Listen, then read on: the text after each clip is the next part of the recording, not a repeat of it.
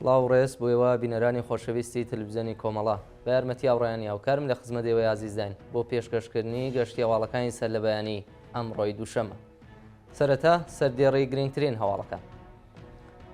گلەی و گازەندەی هاونیشتمانیان لە ئەسگرانی هەزینەکانی دەرمان. مەترسی لە سێدارەدانی ڕۆژا ڕەسایی لە زیندانی کرماشان. دەست بەسەرکردنی 16 ئەندامی داعش لە ڕۆژاوای کوردستان.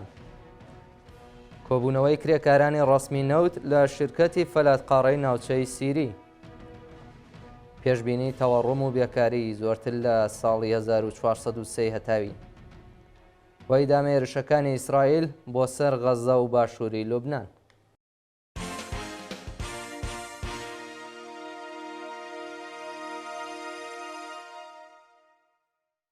درێژەی هەواڵەکان. گلەی و گازەندەی هاونیشتمانیان لە ئاسگرانی هەزینەکانی دەرمان. بە پێی هەواڵی گەیشتوو هاونیشتمانیانی ڕۆژهەڵاتی کوردستان لە ئاسگرانی هەزینەکانی دەرمان ناڕازین و دەڵێن زۆربەی نەخۆشخانەکان بیمەی تامینی اجتماعی وەرناگرن. بە پێی زانیاریەکان نەخۆشخانەکانی سەر بە ڕێکخراوی تامینی اجتماعی زۆر قەرەباڵغ و بێئیمکاناتن و کەسێک پێویستی بە دەرمانی خێرابێت ناتوانێت لە نۆرەدا ڕابوەستێت. هەروەها زۆربەی مەتەبەکانی ناوشار لەگەڵ تامینی اجتماعی کار ناکەن و پزیشکان دەڵێن ئەو ڕێکخراوەیە پارەکاریان پێ ناداتەوە. لەلایەکی دیکەوە دەرمانخانەکانی شەمانکێشەیان هەیە و چیتر دەرمان بە دەفتەرچەی تامینی اجتماعی نادەن. گرانی دەرمان و هەزینەکانی ویزیت و نەشتەرگەری لە نەخۆشخانە تایبەتەکان وای کردووە کە چینی هەژار واز لە تیمارکردنی برینەکانی بێنێت و چاوەڕێی مەرگ بێت. برینداربوونی 10 کۆڵبەر لە سنووری نەوسوود. شەوی شەممە 5 ڕەشەممە 10 کۆڵبەر بە تەقەی ڕاستەوخۆی سەرکوتگەرانی ڕژیم لە سنووری نەوسوود بە سەختی بریندار کران. بە پێی راپۆرتی ماڵپەری هانا یەکێک لە بریندارەکان مێرمەنداڵێکی تەمەن 14 ساڵە کە بە فیشەکی ساچمەیی بە سەختی بریندار کراوە. بە پێی زانیاریەکان ئەو 10 کۆڵبەرە کە هێشتا ناسناویان ئاشکرا نەکراوە ڕەوانەی ناوەندە دەرمانیەکان کراون. لە هەواڵێکی دیکەدا 20 سەر ئەسپی کۆڵبەران و کاسبکاران لە سنووری بانە لەلایەن هەنگی مەرزیەوە کوژراون. مەترسی لە سێدارەدانی ڕۆژا ڕەسایی لە زیندانی کرماشان. ڕۆژی شەممە 5 ڕەشەممە تەمەنی ڕۆژا ڕەسایی دەست بە سەرکراوی شۆڕشی ژینە لە ژێر تیغی ئەعدامدا گەیشتە 35 ساڵ و ئەگەری هەیە لە ڕۆژانی داهاتوودا حکومەکەی جێبەجێ بکرێت.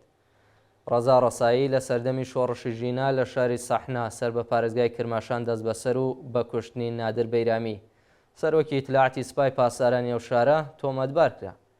ناوبراو لە ماوەی بەندکرانیدا ئەو تۆمەتێ ڕەت کردەوە بەڵام لە ژێر ئەشکەنجەی سەختدا ناچار بە دامپێدانانی زۆرە ملێکرا.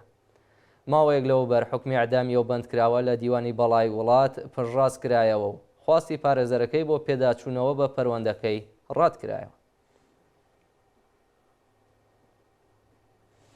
دەست بەسەرکردنی 16 ئەندامی داعش لە ڕۆژاوای کوردستان. لە ڕۆژانی ڕابردوودا 16 ئەندامی گروپی تەرۆریستی داعش لە شاری حەسەکەی سەر بە ڕۆژاوای کوردستان لەلایەن هێزەکانی سووریا دێموکراتیکەوە دەست بەسەر کراوە. هێزەکانی سووریا دێموکراتیک لە بەیاننامەی خۆیاندا ڕایانگەیاندووە کە ئۆپراسیۆنێکی بەهێزیان دژ بە شانۆ نووسوەکانی داعش لە کانتۆنی حەسەکە دەست پێ کردووە. تا بە ئەمڕۆ 16 کەس کە هەندێکیان چەک و چۆڵیان پێبووە و ژمارەیەکیان یارمەتیان دامانی داعشیان داوا دەست بەسەر کراون و گەڕان بە دوایەوانی دیکەدا بەردەوامە. هەروەها چەندین سویخوڕی دەستگای میتی تورکیاش لە شارەکانی کۆبانێ، قامیشلو و حەسەکە دەست بەسەر کراون و پاش لێپرسینەوە دانیان بە تۆمەتەکانیان داناوە. کۆبوونەوەی کرێکارانی ڕەسمی نەوت لە شرکەتی فەلاتقاڕەی ناوچەی سیری. کرێکارانی ڕەسمی نەوتی شاغڵ لە ناوچەی ئەمەڵیاتی سیری ڕۆژی یەکشەممە 6 ڕەشەممە لە ناڕەزایەتی بە جێبەجێ نەکردنی داخوازیەکانیان کۆبوونەوە. کرێکارانی ڕەسمی نەوت خوازیاری زیادکردنی مەزایە، وەلانانی سەقفی ئەقدەست، وەلانانی ئاستەنگیەکانی بەردەم سەنەواتی خانەنشینی، گەڕانەوەی ئەو بڕەپارەیە کە لە ساڵانی ڕابردوو وەکو باج لەسەر حەقدەستەکانیان کەم کراوە، بەکردەوە دەرهاتنی مادەی دەی ئەرک و بەرپرسیارەتی پێرسۆنێلی نەوت، دابینکردنی ئیمکاناتی ڕەفاهی و کۆتایی هێنان بە دەستێوەردانەکانی دەوڵات لە سندوقی خانەنشینی پێرسۆنێلی نەوت بوون.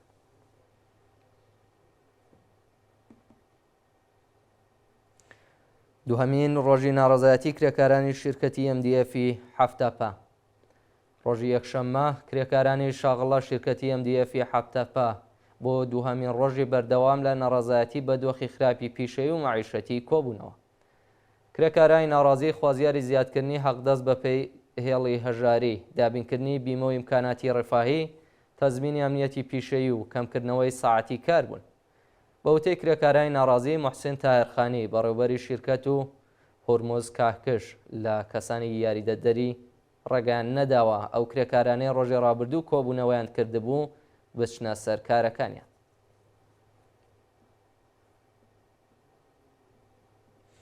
کوژرانی ژنێک لە شاری لولمانی سەر بە پارێزگای گیلان.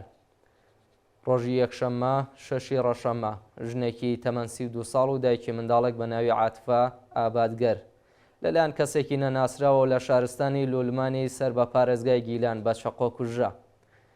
بەپێی زانیاریەکان عاتفە ئابادگەر دوکانی شیرینی فرۆشی بووە و پاسگای هێزە ئینتزامیەکان بەرامبەر بە دوکانەکەی هەڵکەوتووە. بکوژەکە لە پێشچاوی هێزە ئینتزامیەکان عاتفەی کوشتووە و دوجار مۆبایل و ئۆتۆمۆبیلەکەی دزیوە و هەڵهاتووە. هەروەها شایانی باسە کە لەژێر دەسەڵاتی کۆماری کۆنەپەرستی ئیسلامیدا ژن کوژی وەکو دیاردەیەکی لێهاتووە کە ڕۆژ لە دوای ڕۆژ پەرە دەسێنێت. دۆخی خراپی تەندروستی مهدی معڕەبی لە زیندانی توربەتجان. مهدی معڕەبی تەمەن 32 ساڵ معلمی خەڵکی شارستانی حەمیدیەی خوزستان کە ماوەی بەندکرانی لە زیندانی توربەتجان تێپەڕ دەکات مانگێک لەوە پێش جەڵتەی دڵ لێیدا و دۆخی تەندروستی ناجێگیرە. مهدی معڕەبی مانگی خاکەلێوەی ساڵی 94 هەتاوی دەست بەسەر و لە دادگای ئینقلابی ئەهواز بە تۆمەتی هەوڵی تێکدانی ئەمنیەتی نەتەوەیی محاربە و ئەفساد و فیل ئەرز بە 30 ساڵ زیندان و دوورخرانەوە بۆ زیندانی توربەتجان محکوم کرا. سێ کەس لە ئەودۆسیەکانی مهدی بە ناوەکانی قەیس عوبەیداوی تەمەن 25 ساڵ و براکەی بە ناوی ئەحمەد عوبەیداوی تەمەن 20 ساڵ لەگەڵ ئامۆزایەکیان بە ناوی سەجاد بەلاوی لە سێدارە درراون. مهدی معڕەبی لە حاڵێکدا نوهەمین ساڵی بەندکرانیدا تێپەڕ دەکات کە تەنانەت یەک ڕۆژ مەرەخەسی نەبووە و لە دەرمان بێبەش کراوە.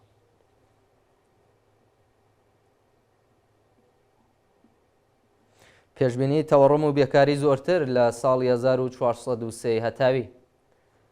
حسێن سەمسامی ئابووری ناس ڕۆژی یەکشەممە 6 ڕەشەمە ڕایگەیاند بەهۆی برنەسەرەوەی ئاستی باز لە لایەحەی بودجەی ساڵی 1403 هەتاویدا ئابووری ساڵی داهاتوو تووشی وەستان بێکاری و هەڵاوسانی لە ڕادە بەدەر دەبێت. لە ساڵی داهاتوودا بەهۆی چوونەسەرەوەی ڕێژەی هەڵاوسان و کەمی داهات ئاماری ئەو بنەماڵانەی دەخزێنە ژێر هێڵی هەژاری بە شێوەیەکی بەرچاو زیاد دەبێت و پێوەری فەلاکات سنوورەکان دەبەزێنێت.